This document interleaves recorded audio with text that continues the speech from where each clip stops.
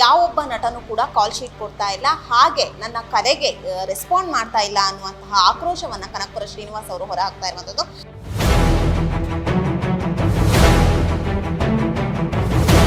ಈ ಕೊರೋನಾ ಬಂದಮೇಲೆ ಸ್ವಲ್ಪ ಇಂಡಸ್ಟ್ರಿ ಪ್ರಾಬ್ಲಮ್ ಆಯಿತು. ಕಾರಣ ಏನು ಅಂದರೆ ಆ OTTಲಿ ಒಂದೆರಡು ಸಿನಿಮಾ ಚೆನ್ನಾಗಿ ಹೋಗ್ಬಿಡ್ತು. ಆವಾಗ ಸಿನಿಮಾ 100 ಸಿನಿಮಾ ಆಗೋ ಕಡೆ ವರ್ಷಕ್ಕೆ 300 ಸಿನಿಮಾ ಆಗೋಯ್ತು. ಸಿನಿಮಾ ಅನ್ನೋದು ಅನ್ನ ಚಂದ, ಕತೆ, ಕಂಟೆಂಟು, ಮೆಸೇಜು ಎಲ್ಲ ಇದ್ರೆ ಸಿನಿಮಾ. ಇಲ್ಲ ಅಂದರೆ ನಮ್ಮ ಹಳ್ಳಿಗಳ ನಾಟಕ ಆಡ್ತಾರೆ, ಅದಕ್ಕಿಂತ ಕಡೆ. ನಾವೆಲ್ಲ ರಾಜ್ಕುಮಾರ್ ಇದು ನೋಡ್ಕೊಂಡು ಬೆಳ್ಕೊಂಡ್ಬಂದಿರು. ಬಂಗಾರ ಮನ್ಸ ಸಿನಿಮಾ ನೋಡಿ ಜೀವನ ಹೆಂಗೆ ಕಟ್ಕೋಬೇಕು ಅಂತ ಬೆಳ್ಕೊಂಡ್ಬಂದಿರೋ ವ್ಯಕ್ತಿಗಳು. ಇವಾಗ ಸುದೀಪ್ ಇರ್ಬೋದು, ಮುರಳಿ ಇರ್ಬೋದು, ಧ್ರುವ ಸರ್ಜಾ ಇರ್ಬೋದು, ಏನೇ ಆರ್ಟಿಸ್ಟು ಅವನ್ನ ಕಷ್ಟಪಟ್ಟು ಸಿನಿಮಾ ಮಾಡಿ ಗೆಲ್ಸಿದ್ವಿ. ಹೀರೋಗಳು ನಮ್ಮ ಮನೆ ಹತ್ರ ಮನಿಕೋತಾ ಇದ್ರಿ ಮೇಡಮ್. ಇದೇ ಸುದೀಪ್ ನಮ್ಮ ಆಫೀಸ್ ಕೆಳಗಡೆ ಚಾಪೆ ಹಾಕೋ ಮನಿಕೊಂಡವನೆ. ನಾಳೆ ಬೇಕೋ ಕೇಳಿ ಏನು ಸಾರ್ ಅಂದರೆ ಅದು ಫೋಟೋಸ್ ಇದೆ.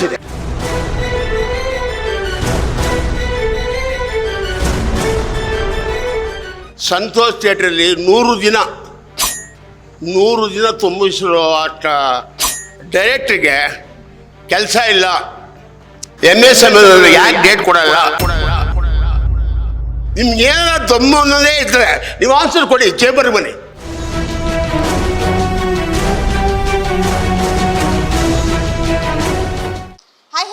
ನೀವು ನೋಡ್ತಾ ಇದ್ರೆ ಸ್ಪೀಡ್ ನ್ಯೂಸ್ ಕನ್ನಡ. ನಾನು ಐಶ್ವರ್ಯಗೌಡ. ಯಾವೊಬ್ಬ ನಟನು ಕೂಡ ಕಾಲ್ ಶೀಟ್ ಕೊಡ್ತಾ ಇಲ್ಲ, ಹಾಗೆ ನನ್ನ ಕರೆಗೆ ರೆಸ್ಪಾಂಡ್ ಮಾಡ್ತಾ ಇಲ್ಲ ಅನ್ನುವಂತಹ ಆಕ್ರೋಶವನ್ನ ಕನಕಪುರ ಶ್ರೀನಿವಾಸ್ ಅವರು ಹೊರ ಹಾಕ್ತಾ ಇರುವಂತದ್ದು.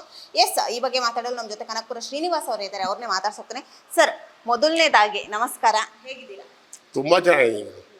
ಓಕೆ, ಮೊದಲನೇದಾಗಿ ಮೊನ್ನೆ ಕೆರೆಬೇಟೆ ಸಿನಿಮಾದಲ್ಲಿ ಒಂದು ಆಕ್ರೋಶವನ್ನ ಹೊರ ಹಾಕಿರುವಂತದ್ದು. ನನ್ನ ಕರೆಗೆ ಯಾವ ಕಾಟನ್ ಪೇಟೆ ಸಿನಿಮಾದಲ್ಲಿ ಆಕ್ರೋಶವನ್ನ ಹೊರ ಹಾಕಿರುವಂತದ್ದು. ಯಾವ ನಟರು ಕೂಡ ನನ್ನ ಕಾಲ್ನ ರಿಸೀವ್ ಮಾಡ್ತಾ ಇಲ್ಲ, ಹಾಗೆ ನನ್ನ ಕಾಲ್ ಶೀಟ್ ನ ರಿಸೀವ್ ಮಾಡ್ತಾ ಇಲ್ಲ ಅನ್ನುವಂಥದ್ದು. ಸೊ ಏನಾಗಿದೆ ಸರ್? ಮೇಡಮ್, ನಾನು ಸಿನಿಮಾ ಇಂಡಸ್ಟ್ರಿ ಬಂದು 30 ವರ್ಷ ಕಾಲ ಆಗಿದೆ. ಸುಮಾರು 21 ಸಿನಿಮಾ ಮಾಡಿದ್ದೀನಿ.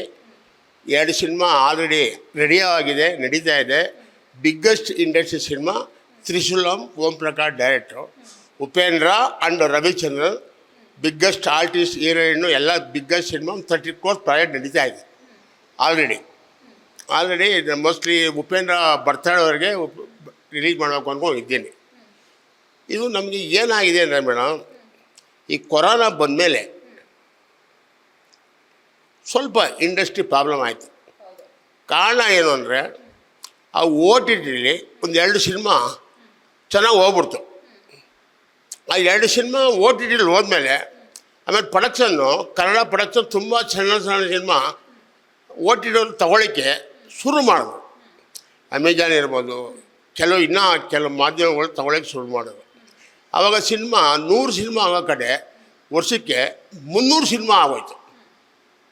ಕೊರೋನಾ ಆದ ಅಂತರ ಅವಾಗೇನಾಯಿತು ಅಂದರೆ ಪಿಕ್ಚರು OTTಯವ್ರು ತಗೋತಾರೆ ಅಂತ ಸಿನಿಮಾ ಮಾಡಿಬಿಟ್ರು ನಿರ್ಮಾಪಕರುಗಳು. OTTಯವ್ರು ತಗೊಳ್ಳಿಲ್ಲ. OTTದಾಗಲಿ ಇನ್ನೊಂದೇ ಆಗಲಿ ಎಲ್ಲಿ ಮಾಡಿದ್ರು ಮೇಡಮ್ ಅವರೇ, ಸಿನಿಮಾ ಅನ್ನೋದು ಅನ್ನ ಚಂದ, ಕತೆ, ಕಂಟೆಂಟು, ಮೆಸೇಜು ಎಲ್ಲ ಇದ್ರೆ ಸಿನಿಮಾ. ಇಲ್ಲ ಅಂದರೆ ನಮ್ಮ ಹಳ್ಳಿಗಳ ನಾಟಕ ಆಡ್ತಾರೆ, ಅದಕ್ಕಿಂತ ಕಡೆ. ನಾನು ಕೇಳಿರೋ ನಾವೆಲ್ಲ ರಾಜ್ಕುಮಾರ್ ಇದು ನೋಡ್ಕೊಂಡು ಬೆಳ್ಕೊಂಡ್ಬಂದಿರು.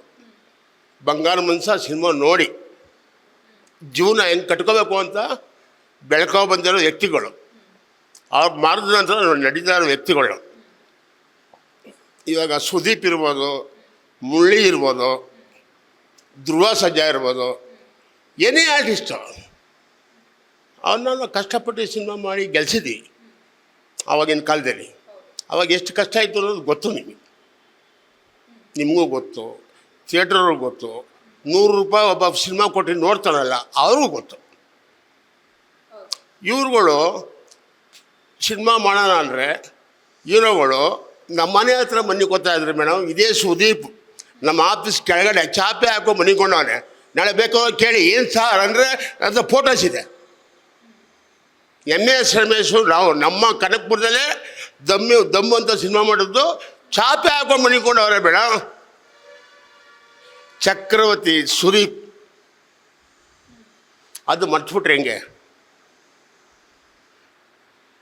ನೀವು ಹೇಳಿ. ಇವಾಗ ಬೆಳೆದಿರ್ಬೋದು, ಓಕೆ, ನಾವು ಸೋತಿರ್ಬೋದು, ಓಕೆ, ಅವಾಗಲ್ದು ಯೋಚನೆ ಮಾಡಬೇಕು. ಚಾಪೆ ಹಾಕೊಂಡು ಮನಿಕೊಂಡಿರಲ್ಲ, ಅದು ಯೋಚನೆ ಮಾಡಬೇಕು ಮನುಷ್ಯ. MS Ramesh mega writers, mega direction, super ವ್ಯಕ್ತಿ. ಅವ್ರಿಗೆ ಕೆಲಸ ಇಲ್ಲ ಇವತ್ತೊಂದು ದಿವಸ. ಹೆಲ್ತ್ ಹೋಗ್ಬಿಟ್ಟಿದೆ, ಅವ್ರಿಗೆ ಜೀವನ ಮಾಡೋಕ್ಕಾಗ್ತಾಯಿಲ್ಲ. ಶ್ರೀರಾಮ್ ಅಂತ ಪಿಕ್ಚರ್ ಶಿವರಾಜ್ ಕುಮಾರ್ಗೆ ಮೇಡಮ್ ಸಂತೋಷ್ ಥಿಯೇಟ್ರಲ್ಲಿ 100 ದಿನ ತುಂಬಿಸಿರೋ ಅಷ್ಟ ಡೈರೆಕ್ಟ್ರಿಗೆ ಕೆಲಸ ಇಲ್ಲ. MS ರಮೇಶ್ ಯಾಕೆ ಡೇಟ್ ಕೊಡಲ್ಲ? AK ಪಾಟೀಲ್ ಡೈಲಾಗ್ ಬರೆದಿರೋದು MS ರಮೇಶ್. ಓಂ ಪ್ರಕಾಶ್ ಡೈರೆಕ್ಟಲ್ಲಿ AK ಪಾಟೀಲ್ ಅಂತ ಶಿವರಾಜ್ ಕುಮಾರ್ ಪಿಕ್ಚರ್ಗೆ ಡೈರೆಕ್ಟ್ ಇದು ಡೈಲಾಗ್ ಬರೆದಿರೋ ರೈಟ್ರು MS ರಮೇಶ್. ಅವ್ರ ಕಷ್ಟ ನೀವು ಯಾಕೆ ವಿಚಾರಿಸ್ತಾ ಇಲ್ಲ? ನಂದು ಕ್ವಶನ್ ಮೇಡಮ್. ನಿಮ್ಗೆ ಏನಾದ್ರು ದಮ್ಮು ಅನ್ನೋದೇ ಇದ್ದರೆ ನೀವು ಆನ್ಸರ್ ಕೊಡಿ, ಚೇಂಬರ್ಗೆ ಬನ್ನಿ, ನಾನು ಉತ್ತರ ಕೊಡ್ತೀನಿ. ನಿಮ್ಗೇನಾರ ಆ ಹೃದಯ ಇದು ಆ ಕೆಚ್ಚಿದ್ರೆ ನೀವು ಬನ್ನಿ, ಚೇಂಬರ್ ಬನ್ನಿ. ಫಿಲಮ್ ಚೇಂಬರ್ ಅಂತ ಇದೆಯಲ್ಲ, ಕೊಡಿ, ಕಂಪ್ಲೇಂಟ್ ಕೊಡಿ ನನ್ನ ಮೇಲೆ. ಏನು ರೀ ಹಿಂಗೆಲ್ಲ ಮಾತಾಡ್ತೀರ? ನಿಮ್ಗೇನು ಅವ್ರಿಗೇನು ಕೊಂಬಿಲ್ಲ ಮೇಡಮ್, ಕೊಂಬರ್ಸಿರೋದು ನಾವು ನಿರ್ಮಾಪಕರು. ಕೊಂಬು ಹಾಕ್ಸಿರೋದು ದುಡ್ಡು ಅವಾಗ ಲಕ್ಷ ಕೊಟ್ಟಿರೋರು ನಾವು. ಅದಕ್ಕೆ ನಾನು ಮಾತಾಡ್ತೀವಿ. ಅವ್ರು ಕಾಲ್ ಸೀಟ್ ಕೊಡ್ತಾರ ಬಿಡ್ತಾರ ನನಗೆ ಬೇಡ ಅಂತ. ಸುದೀಪ್ಗೆ ಅವಾಗ ಉರ್ಸೋ ಸುದೀಪ್ಗೆ ಇವಾಗ ಉರ್ಸೋಕ್ಕಾಗಲ್ವಾ ಸಿನಿಮಾ ಇಂಡಸ್ಟ್ರಿಗೆ? ಕಂಟಿ ಪಿಕ್ಚರ್ ಮಾಡ್ಬೇಕಾದ್ರೆ ಮೇಡಮ್ ಬೆಳಗಾಮೇಲೆ ಮುಳ್ಳಿಗೆ ಅಲ್ಲಿ ಕನ್ನಡ ಮರಾಠಿಗೂ ಫೈಟು. ಆ ಕತೆ ಭಾರತನ ಡೈರೆಕ್ಟ್ರು ಸ್ವತಾಗಿದ್ದಾರೆ ಇವತ್ತು. ರಮ್ಯಾ ಹೀರೋಯಿನು ನಮ್ಮನ್ನೆಲ್ಲರೂ ಅರ್ಸ್ಕೊಂಬಂದ್ಬಿಟ್ರು ಬೆಳಗಾಮೇಲೆ.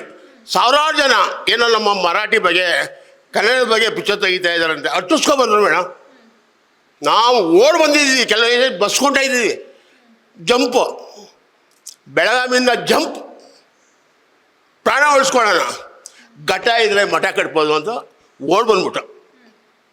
ಆ ಪಿಕ್ಚರು ಸೆನ್ಸರ್ ಆಗಿಲ್ಲ, ಸೆನ್ಸರ್ ಪ್ರಾಬ್ಲಮ್. ಸೆನ್ಸರ್ ಮಂಡ್ಯ ನೋಡಿದವರು ನಾವು ಇದು ಸೆನ್ಸರ್ ಕೊಡೋಕ್ಕಾಗಲ್ಲ, ಈ ಗೋಯಿಂಗ್ ಟು ಬಾಂಬೆ ಕಂಪ್ನಿಗೆ ಕಳಿಸಿದ್ರು. ಅಲ್ಲಿ ಹೋಗಿ 6 ತಿಂಗಳು ಕಾದಿ ಅಲ್ಲಿ ಪಾಪ ನಮ್ಮ ಅಂಬರೀಷ್ ಅಣ್ಣವ್ರ ಪಾಪ ಇಲ್ಲ, ಅವರು ಅಲ್ಲಿ ಫೋನ್ ಮಾಡಿ ಈ ಪಿಕ್ಚರ್ ನೀವು ಸೆನ್ಸರ್ ಮಾಡಿ ಕಳಿಸ್ಬೇಕು, ಈ ಪಿಕ್ಚರು ನಮ್ಮ ಕನ್ನಡ 7 ಕೋಟಿ ಜನ ನೋಡಬೇಕು ಅಂಥೇಳಿ ಸೆನ್ಸರ್ ಮಾಡಿಸ್ಕೊಂಡ್ಬಿಟ್ಟು ರಿಲೀಸ್ ಮಾಡಿದ್ರೆ ಆಪೋಸಿಷನ್ ಪಿಕ್ಚರು. ನಮ್ಮ ಸಿಂಗ್ ಬಾಬು ಅವರು ತುಂಬ ಒಳ್ಳೆಯ ಡೈರೆಕ್ಟ್ರ್ ಬಿಡಿ ಅವರು ರಕ್ಷಿತಾ ಅವ್ರ ಮಗನೇ ಹೀರೋ. ಆಪೋಸಿಷನ್ ಪಿಕ್ಚರು ನಂದು ನರ್ತಕಿ, ಅವ್ರದ್ದು ಸಂತೋಷ್. ಒಂದೇ ದಿವಸ ಬಂತು ಪಿಕ್ಚರು. ಅವಾಗ 2 ಪಿಕ್ಚರು ಕಲೆಕ್ಷನ್ ಡಿವೈಡ್ ಆಯಿತು. ಅವತ್ತು ನನಗೆ ಮಿನಿಮಮ್ಮು ಅವತ್ತು ಕಾಲಕ್ಕೆ 2 ಕೋಟಿ ಲಾಸು. ನಾವು ಹೀರೋ ಕೊಡು ಅಂತ ಕೇಳಿದ್ದೀವ? ಅನ್ನ ಸಾಂಬಾರು ಕೊಡ್ಸಪ್ಪ ಅಂತ ಕೇಳಿದ್ದೀವ? ನೀವು ಬೆಳೆಸಿದ ಹೀರೋಗಳು ಇವಾಗಷ್ಟೇ ನೀವು ಹೇಳಿದ್ರೆ ಸುದೀಪ್ ಅವ್ರು ನಮ್ಮ ಮನೆ ಮುಂದೆ ಬಂದು ಮಲಗ್ತಾ ಇದ್ರು ಅನ್ನುವಂಥದ್ದು. ಸೊ ಇವಾಗ ಕಾಲ್ ಮಾಡಿದ್ರೆ, ಕಾಲ್ ಶೀಟ್ ಕೊಟ್ರೆ ಯಾಕೆ ಅವರು ಮಾತಾಡ್ತಾ ಇಲ್ಲ ಅನ್ನುವಂಥದ್ದು, ಕಾಲ್ಗೆ ರೆಸ್ಪಾನ್ಸ್ ಮಾಡ್ತಾ ಇಲ್ಲ ಅನ್ನುವಂಥದ್ದು? ಮೇಡಮ್ ಅವರೆಲ್ಲ ಇವಾಗ ಏನು ಅಂದರೆ ದುಡ್ಡು ಮದ ನೋಡ್ಬಿಟ್ಟಿದ್ದಾರೆ. ಆವಾಗಿನ ಕಾಲನೇ ಬೇರೆ, ಇವಾಗಿನ ಕಾಲನೇ ಬೇರೆ. ಅಂದರೂ ಕಾಸು ಕೊಡ್ತಾರೆ ಟಿ ವಿಯವರು, ಅಂದರೂ ಕಾಸು ಕೊಡ್ತಾರೆ ಟಿ ವಿಯವರು. ಈ ಚಿನ್ನ ಮಾರ್ತಾವ್ರೇನು ದುಡ್ಡು ಕೊಡ್ತಾರೆ, ಚಿನ್ನಕ್ಕೆ ದುಡ್ಡು ಕೊಡ್ತಾರೆ, ಇದು ಮಾಡ್ತಾರೆ ದುಡ್ಡು ಕೊಡ್ತಾರೆ ಅವರು. ಆ ಥರ ಬೆಳೆಸೋದು ನಾವು ಅವಾಗ ಮಾಡಿರೋದಕ್ಕೆ. ಇವಾಗ ನಮ್ಮ ದೊಡ್ಡ ಇತ್ಲಾಗ ಹೇಳ್ತಾ ಇರೋದು ಕಂಜ್ಗ ಅಂತ ಬರೋದು. 1 ಕಂಜ್ಗ ಅಲ್ಲ 10 ಕಂಜ್ಗ ತುಂಬದೆ ಮನೇಲಿ. ಕೆಲಸ ಮಾಡಲಿಲ್ಲ, ಮಳೆ ಬರಲಿಲ್ಲ ಅಂದ್ರೂ ನಮಗೆ 10 ವರ್ಷ ಊಟ ಆಗುತ್ತೆ ಅಂತ ಅವಾಗ ಹೇಳೋರು. ಇವ್ರಿಗೆ ಆ ಥರ ಆಗ್ಬಿಟ್ಟಿದೆ. ಪಿಕ್ಚರ್ ಇಲ್ಲ ಅಂದ್ರೂ ಕಂಜ್ಗ ತುಂಬಿಟ್ಟಿದೆಯಲ್ಲ ನಾವು ಅವಾಗ ಮಾಡಿರೋದು. ಕಂಜ್ಗ ಅಂದ್ರೆ ಪಾಪ ನಿಮ್ಮ ಮಗು ಗೊತ್ತಿಲ್ಲ ಭತ್ತ ತುಂಬುವಂಥ, ರಾಗಿ ತುಂಬುವಂಥ, ಅದಕ್ಕೆ ಕಂಜ್ಗ ಅಂತಾರೆ ಹಳ್ಳೀಲಿ. ಅವ್ರೇನು ಸುದೀಪ್ ಅವ್ರೇನು ದೊಡ್ಡ ಏನು ಲಂಡನ್ ಹುಟ್ಟಿ ಇಲ್ಲೇನಿಲ್ಲ, ಅವರು ಇಲ್ಲೇ ಶಿವಮೊಗ್ಗ ಸಿಕ್ಕವ್ರೆ. ಪಾಪ ಅವ್ರ ಫಾದರ್ ಎಲ್ಲ ನಂಗೆ ತುಂಬ ಬೇಕಾದ್ರೆ ಒಳ್ಳೆಯವರು. ಸರ ಅವ್ರ ಹೋಟ್ಲೆ ನಾವು ಎಷ್ಟೋ ಸರ್ತಿ ಹೋಗಿದ್ದೀವಿ, ಅವರು ಊಟ ಗೀಟ ಎಲ್ಲ ಕೊಡ್ತಾರೆ. ಅವ್ರ ಮದರೆಲ್ಲ ತುಂಬ ಬೇಕಾದವ್ರು ನನಗೆ. ಈ ಥರ ಟೈಮಲ್ಲಿ ಫೋನ್ ಮಾಡಿದ್ರೆ ಫೋನ್ ಎತ್ತಲ್ಲ, ಫೋನ್ ನಂಬರ್ ಇಲ್ಲ, ಸ್ವಿಚ್ ಆಫು. ಮನೆ ತಗೋದ್ರೆ ಯಾವನೋ ಡ್ರೈವರ್ ಬರ್ತಾನೆ, ಇಲ್ಲ ನಾ ಇವಾಗ ಆಚೆ ಹೋದ್ರು ಅಂತಾನೆ. ಏನು ಮೇಡಮ್ ಇದು ಅನ್ಯಾಯ ಇದು. ಅವತ್ತು RS ಇಲ್ಲ ಅಂದರೆ ನಮ್ಮನೆ ತಾವು ಇದ್ದಲ್ಲ ಮೇಡಮ್, ಅದು ಮರಿಬಾರ್ದು. ನಾನು ಹೇಳೋದು ಅದು ಆರ್ಟಿಸ್ಟು, ಅದು ಮರಿಬಾರ್ದು ಯಾವತ್ತು. ಎಲ್ಲೋ ಒಂದ್ ಕಡೆ ಬೆಳೆಸಿರೋರ್ನೇ ಮರ್ತ್ರ ಅನ್ನುವಂಥದ್ದು. ಬೆಳೆಸೋ ತನಕ ನಾವು ಬೇಕಿತ್ತು, ಬೆಳೆದ್ಮೇಲೆ ನಾವು ಬೇಡವಾ ಅನ್ನುವಂಥದ್ದು. ಅದು ನೀನು ಕೇಳಮ್ಮ, ಅವ್ರ ಬಾಯಲ್ಲಿ ಬರಲಿ.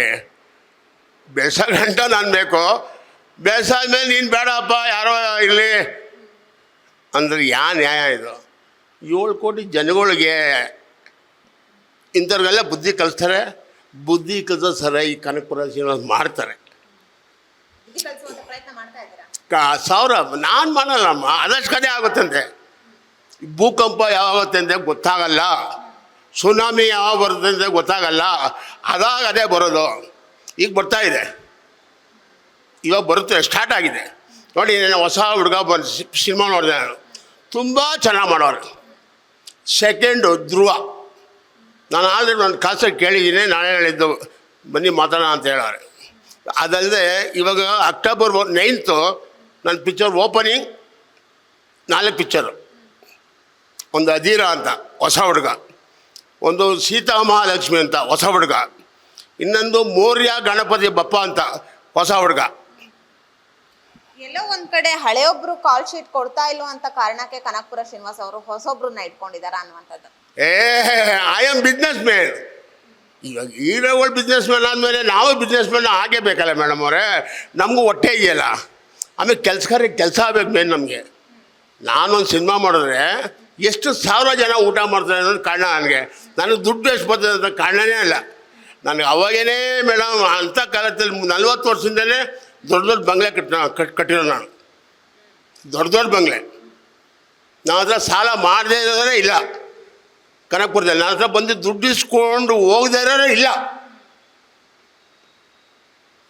ಯಾರು ರಾಜಕಾರಣ ಇರ್ಬೋದು, DK ಶಿವಕುಮಾರ್ ಇರ್ಬೋದು, ಅವ್ನು CP ಯೋಗೇಶ್ವರ್ ಇರ್ಬೋದು, ಅವರೆಲ್ಲ ನನ್ನ ಹತ್ರ ಇಲ್ಲಿ ಬಂದು ಹಣ ತೊಗೊಂಡೋಗಿರೋರೆ. ನಾನು ಹಣ ಕೊಟ್ಟಿರೋದಕ್ಕೆ ಅವ್ರು ಹಿಂಗಾಗಿರೋದು. ನಾನು ಹಣ ಕೊಟ್ಟಿಲ್ಲ ಅಂದರೆ ಅವ್ರು ಯಾರು ಹಿಂಗಾಗಿ ಸಾಧ್ಯವೇ ಇಲ್ಲ. ನಮ್ಮಿಂದ ಅಂದರೆ ಕಾರಣಕ್ಕಂತ ದುಡ್ಡು ಕೊಟ್ಟಿರೋದು ನೆಂಬಿ ನಾನು. ಇವಾಗ ಚೆನ್ನಾಗಿರುವಂಥ ಅವ್ರು ಹಿಡಿಕಾಗಲ್ಲ. ಅದು ನೋಡೋಣ, ಭೂಮಿ ತುಂಬ ಚಿಕ್ಕದು, ಹಿಂಗೆ ಹೋಗ್ತಾ ಇರ್ತದೆ. ಎಲ್ಲೋದ್ರೂ ಒಂದು ಕಡೆ ನಿಂತ್ಕೊಳ್ಳೇಬೇಕು. ಸರ್, ಈಗ ನೀವು ರಾಜ್ಕುಮಾರ್ ಅವರಿಂದನೂ ಕೂಡ ಸಿನಿಮಾಗಳನ್ನ ಮಾಡ್ಕೊಂಡು ಬಂದಿದ್ದೀರಾ. ಅವಾಗಿನ ಸಿನಿಮಾ ಇಂಡಸ್ಟ್ರಿಗೂ ಈಗಿನ ಸಿನಿಮಾ ಇಂಡಸ್ಟ್ರಿಗೂ ಏನೆಲ್ಲ ವ್ಯತ್ಯಾಸಗಳಿದಾವೆ ನಿಮಗೆ ಗೊತ್ತಾಗ್ತಾ ಇರುತ್ತೆ? ಏನೆಲ್ಲ ವ್ಯತ್ಯಾಸ? ಮೇಡಮ್, ಏನು ವ್ಯತ್ಯಾಸ ಇಲ್ಲ. ಅವಾಗ ಏನಿತ್ತು ಹಂಗೆ ಇತ್ತು. ಇವಾಗ ಏನಂದ್ರೆ ಸ್ವಲ್ಪ, ಇವಾಗ ನಿಮಗೆ ಪೆನ್ ಇದೆಯಮ್ಮನು, ನೋ ಪೆನ್ ಅಂದರೆ, ಆ ಪೆನ್ ಇಲ್ಲ ಅಂದರೆ ಮೊಬೈಲು, ಎಲ್ಲ ಮೊಬೈಲ್ ಟೇಪು